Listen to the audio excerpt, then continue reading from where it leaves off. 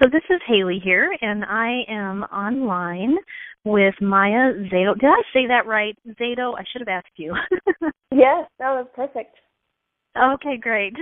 So for a holistic creative chat. Maya, I'm so glad you're here, and we're here to talk about creative process and healing. And this is a topic that you live, you have a lot of experience with, from what I know of you, right? Yes. Yeah.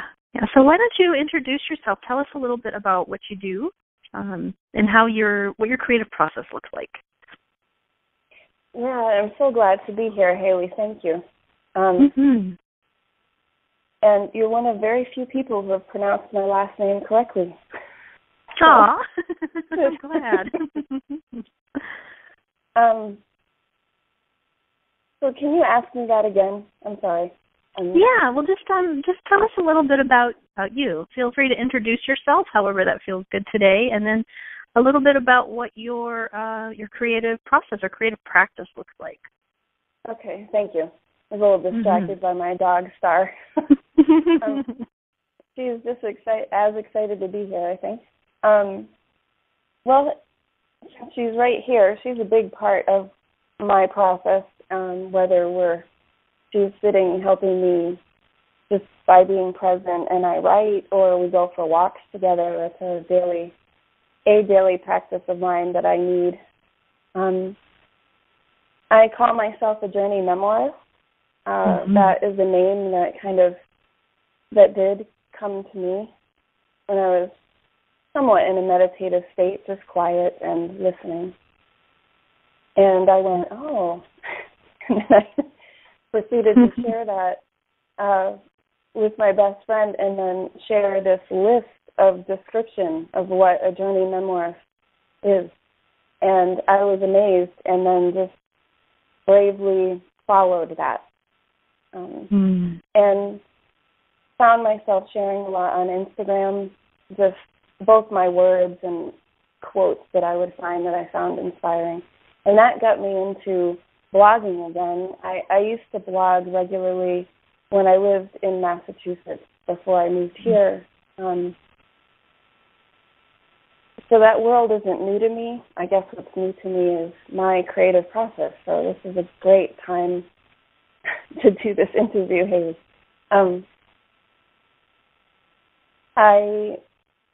Through the process of moving here about 2.5 years ago, I was stripped of comforts that were things that I relied on, simple things like driving in my car down familiar country roads that would relax me, listening to music while I drove, getting ideas that way, going to places that had views, or vistas that would remind me that my world was, small. My worries were small compared to the world and everybody in it and the things going on. So I couldn't do that when I moved here, and I felt a lot of grief of letting go of a lot of different things on a lot of different layers. And so my process became being with myself, literally, more than I ever had. Now, I was always a loner. I'm very much an introvert. Going on hikes alone, with just my dog, that's something I love to do. So that wasn't new to me in particular, but being told that I needed to trust myself in the throes of my grief and all the newness here and not being able to comfort myself with the familiar, I was told I needed to trust myself. So that led me on a journey. That was about 2 years ago now, that I was told that while I was sitting on the floor in tears, and really was beside myself, but knew I needed to learn. I had let go of so many things even before I moved here because I had an interim move between. And so letting go was something I'd already been doing, but the not being able to comfort myself, I knew logically, I knew I needed new things. I needed to be open to new things. I just had no idea what that was. So my creative process is going inside every morning. Early morning is my favorite time, and listening and then following what that guidance told me, more so than any other time in my life.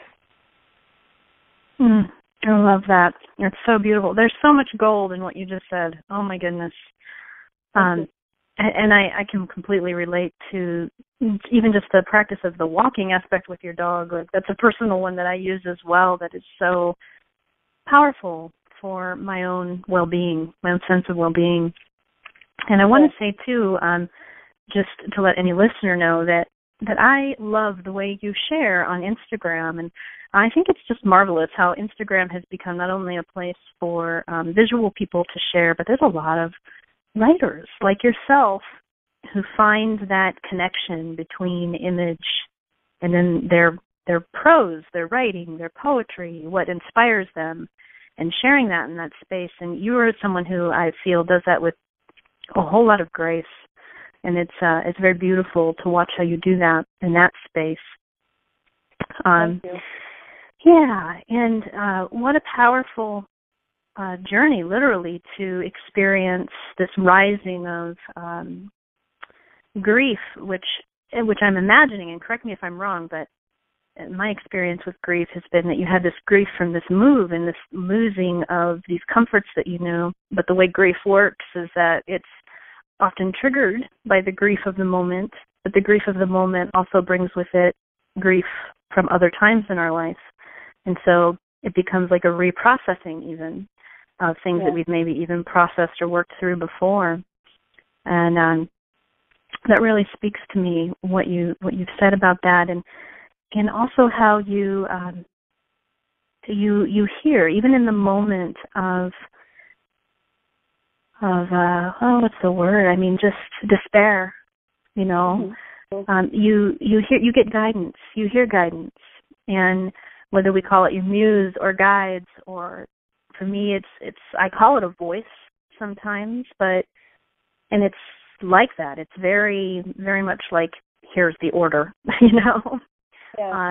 But it's not necessarily an audio thing for me, you know. It's not something I hear per se. It feels more fully embodied, the receiving of that guidance. And that you hear that and it comes to you, and you know, and that you've brought that, you know that that's your practice. And so whether it comes to you in despair, you know you have that support and it's there and you follow with, even when the order is trust yourself, like what a tall order.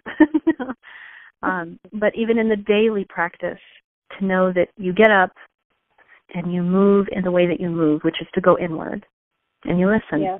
And not only do you listen, but you follow, and that's key. Yeah, thank you for acknowledging that. Your words are beautiful. I love the way you reiterate things, and you describe the going back, like reprocessing something. That I just wanted to say two things to what you had said, because they're really big to me, or things that I'm passionate about. One is how in traditional therapy, I've done a lot of different types of therapy, from just traditional, what I would call talking therapy, for lack of a better way, to much more embodied ways of talking with my feelings and things. But the way I learned first was, and also becoming a practitioner back in Connecticut, was that if you were to go back, it's a regression. You're going backwards, and you're not healing. And it even implied, if not said outright, that should be healed by now. Or isn't that healed by now? Or you're going back there again. I don't know how many practitioners, both practitioners, friends of mine, and we would struggle over that. So I look at it now is that with all my work with my PTSD and therapy, that every time I've gone back, I've gotten some gold from the journey to look back at whatever the grief in the moment might be triggering me back to, deep grief from childhood, or it was triggered from some relationship as I had as an adult, some new experience, and then something happens and I'm like scared that will happen again or whatever it is. But I always get, I guess I have taught myself to really go back and just get something out of each time and to acknowledge that. So anyway. Yeah, so it's like an excavation. I can completely relate to that. It's kind of, it's what I find to be true too, that there's almost a sense of shame. And not to diss on traditional therapies, and I don't think that's where either of us are going. You know, it serves a purpose in ways, but I know for me, I also went through various forms of therapy, and talk therapy was one that I tried again and again, but it never quite worked for me. And but there's often, I think what I'm hearing and what you're saying, a sort of sense of shame, you know, that is implied, and that, oh, here we're doing this again, kind of thing. Yeah. And what we need is a softer way of holding that truth. And I know you have experienced, like, and you brought this up too, like a somatic expression of processing your story, and that is so powerful. And I find that in my own creative process as well, naturally, through painting is what it is for me. But that's because I incorporate my body into the way that I paint, my body awareness, I should say. And, you know, but what you said reminded me of this wisdom of this native elder. She's an author, and her name is slipping my mind at the moment, but I was just reading this. And she was talking about, of course, you know, the pain of her people, you know, her tribal people, and how often people will imply, well, it's in the past and we should leave it there, you know, and how, yes, in some ways she agrees with that, and that we have to be in the present and we have to create the new world we envision. But at the same time, she feels like this is a complete denial of what is in the present, because how can what is in the present be fully acknowledged if we're not acknowledging the past that put us here in this present moment? And that resonated with me deeply, and just for my own soul work too, and possibly in what I'm hearing you say as well, that, you know, we're not the sum of our parts, and our past is not who we are, you know, and we certainly get to choose what we identify with. But there is a way to notice the rhythms of the things from our past rising within us and in our healing work with grace, and to hold it with grace. That's beautiful. Yeah. And powerful stuff. Yeah, very much so.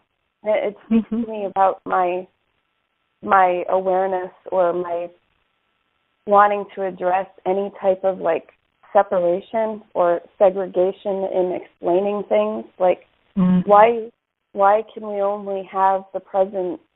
You know, how can we dance with both? And just like you said, with grace, because it's all. And then you hear, you know, people talking about how you have all the planes of existence going on at once, which bends my mind. But that kind of speaks to that too. Like, why wouldn't dual things be going on, or even more than that? Anyway. Yeah, and it's you know, it's paradox work, really. I mean, it's when we get into that, it's the mind bending stuff. I love that you said that, because it is. It's completely that. It's all. It's this and that. It's not this or that. That's perfect right there. And you brought up the word shame, and you made me remember one of the first holistic creative chats I watched was you and Chris Zaido, and she brought up the word shame, and I just started crying. Crying, and enjoyed that interview so much. I'm so glad. Yeah. Important. We have shame, you know, just in so many crevices, like it's just things that we wouldn't even think we'd have shame about, I think. Yeah. Anyway. It's such a powerful topic. I know. It's wonderful. I know. It's good work, and it's hard work. And it's weird. You know, you're a very soulful person, and I think of myself that way too, I guess, because I just can't not swim. I have to swim deep. That's just how I do it, you know. And shame is one of those places. And And that you shared that response, thank you for that too, because I think that's a powerful thing, and particularly having you here for this chat as a writer. I mean, you heard Chris Zaido speak that word, and it had a bodily reaction for you. Yes, you know, it exactly. was, the power of words. Yes. Oh my goodness. And I've had that experience. I know exactly what you're saying. Like, to be moved so deeply. Yes. And it's fine. I think it's such a precious gift that everybody has their own reaction to it. You know, it's not about you having a holistic creative chat with Chris and leading people in how they should be experiencing their shame. It's just having a chat about a subject that's not talked about enough, and it gives so much permission. Yes. Allowing these things that we brush under the carpet or pretend aren't there to be out on the table. Let's look at them. Let's see them. Let's be okay with seeing them. And here are other women talking about this. You know, here they are, shining. You know, just being brave and themselves. That's all we need, is to be ourselves, and that's so easily said. But then you have to walk through your fears. You know. Yeah, it's a moment-to-moment work, isn't it? Yes. And you never know what the day is going to bring. At least I don't. Yeah, so true. So what are some strong themes you're noticing in your practice currently? Like, what's showing up currently for you in your creative practice, which I sense, I'm just going to say this, and again, correct me if I'm wrong, but I sense very deeply your creative practice is writing is one of those tools, but it's also in the way you view and move through your life. So take that question wherever you want to. What are the strong themes in your practice right now? Yeah, thank you. I love your questions. I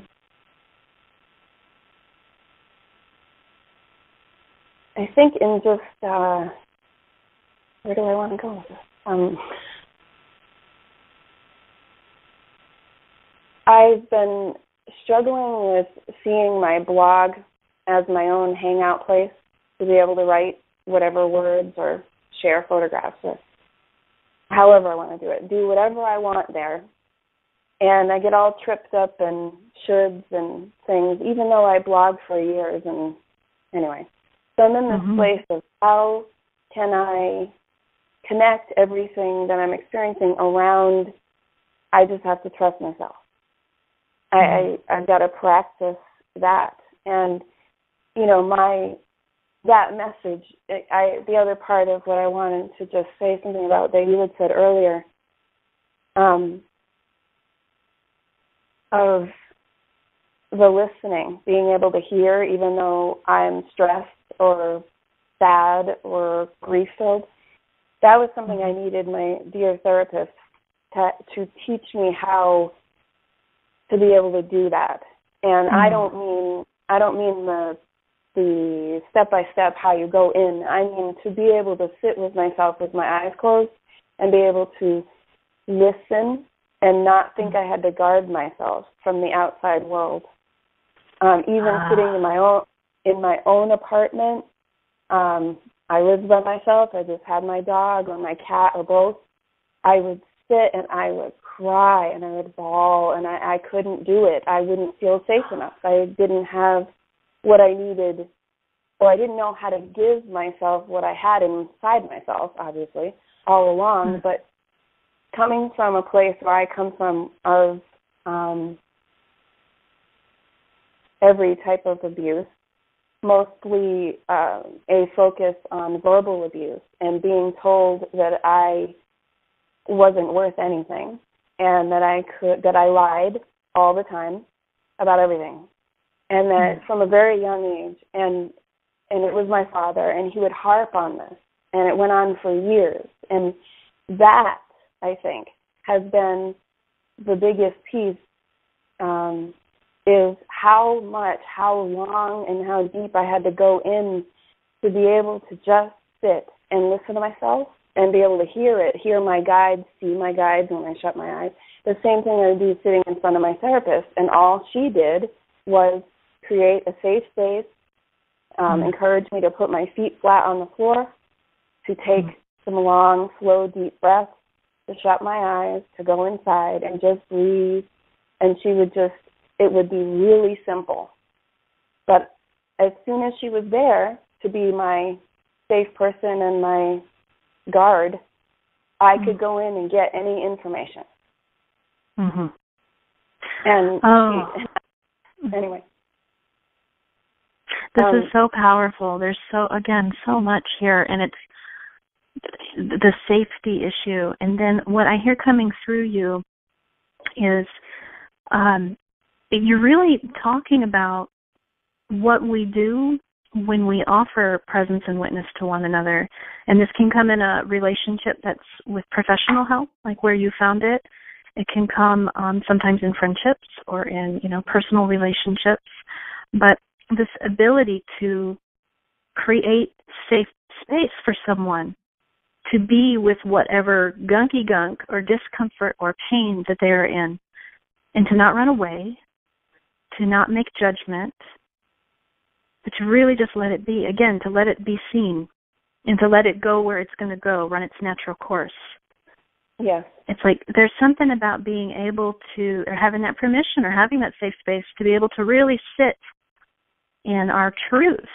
Whereas if you, like you're saying, if you have your guard up all the time, you just can't do it. You don't even know what your truth feels like because you're constantly looking outside of yourself. Right. And to have that space to finally be able to sit in your truth like that, you get to begin to feel, what's yours and what's someone else's. And that to me, that is like the seed of healing. And I've seen it time and time again working with people, both as a nurse and as a mentor guide. But you've really given us a beautiful experience, personal experience of that and what you just described. It's very powerful work, and it's something that is hard for people. That's why there are professionals who do it, who are trained to do it. Yes. And and that's so important. And what a gift that you had that experience, that you were able to then learn that and be able to then apply it in a time of deep despair, when you could use those tools that you were taught. Feet to the ground, and move inward. Thank you. Your witness and is a gift. Thank you. I love talking about this. This is the subject of what I want to bring out on my blog more like very simple video and audio how-to, maybe more audio, just so you do more listening than maybe concentrating on me, because my whole message is you don't need me, you need yourself. And if you're someone who is working with me or, prompted by something I did or sharing with me in some way. And so anyway, my process has led me to want to share more of that. So I love talking about this. And just for anyone else listening who might be at a place where you need a different therapist or a first therapist, it is, I found a woman, all I did was sit and say, okay, I need someone who I click with, that I can see long term. At that point, I had seen maybe, I'd say, 4 or 5 therapists, all different, from traditional to, and then I needed something different. And I was told by a friend that this woman did body-centered, Gestalt-based therapy where you would go in and check. It's not really based on talking, although I could talk about anything I wanted. So my point in saying this was just that I went to her, and she had been through her program, and she had been counseled and, had been on both sides, and she was just a wonderful spirit of a person, just full of life and wanting to be present, knowing the meaning of that. And she was not one that was familiar at all with animal spirit guides. Okay, so when I came in and she taught me the basics, which was go inside and ask, in the beginning there, go inside and ask for, who can guide you? What do they look like? who, and I went in and there was an animal, it was a black panther, and I told her, and then she asked us to have a name, and then I gave the name, and she started to laugh, and she goes, I just need to share with you, Maya, that this is wonderful, and this is coming to you so easily. She goes, because when I went inside, it was a comic, character that came to me, and I didn't get anything else, and I didn't feel like that was good enough, and so anyway, so that was her representation. So animal spirit guides were very new to her, and she and I journeyed years together, and she honored these animals that would show up as my guides and actually gave them a name and called them my animal counsel. So, in other words, if you find a therapist you click with that maybe is more body-based than talking, listening to your body so you can learn the uniqueness about yourself, and someone who will honor your own unique process, that's all you need, someone you feel safe with, too. Yeah, someone who's open even to ways that are different than what they're familiar or used to. That's such a gift. Oh, and I love that, the animal counsel. Oh, that just speaks to my heart. I think I have a bird counsel. Yes. Yeah. Oh, okay. So one more question that I ask everybody. How do you define healing today? Healing. I love that word. How do I define healing today? Healing to me today is just the ongoing journey,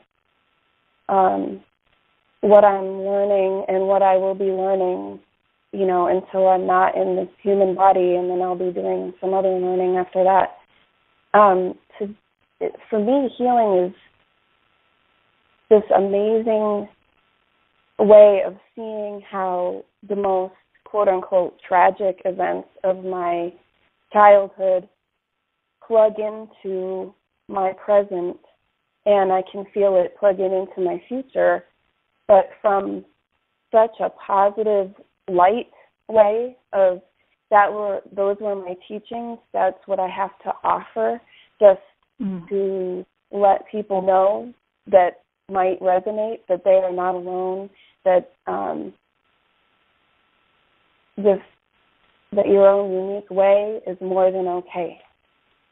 So compared to what healing was, like I mentioned earlier in our conversation, I was trained as a practitioner and worked as an intuitive communicator and animal communicator some years ago.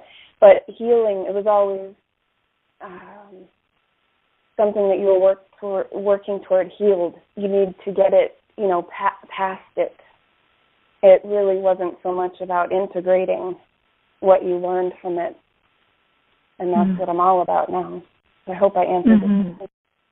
Absolutely. Yeah. That was a beautiful answer. It's integration, and what I hear in your answer, it's about transformation of the seemingly negative into a positive offering or a positive perspective. It's about, I hear you speaking about hope, and it's about faith. That what we are given and what we experience serves a purpose through us. Yeah, exactly. And I loved what you said earlier about the power of words, because I think just to add to what healing is for me, it's about rewriting any of the definitions of things, whether it was my clinical definition, to any definition that doesn't make me feel good now. When it has to do with my story, to looking at what else does it have to tell me, because that usually will redefine it and add more light in there. Does that make sense? Absolutely. Well, thank you, Maya, for being here with us for this chat today. Oh, I have chills. I feel all warm and fuzzy. Such powerful, wonderful stuff. Well, your series here, Haley, is a gift to anyone and all who come across this, and I can't share it enough, the Holistic Creative Chat. They really are all permission and light and suggestions and so much gold. So thank you, and thank you for being you. Thank you.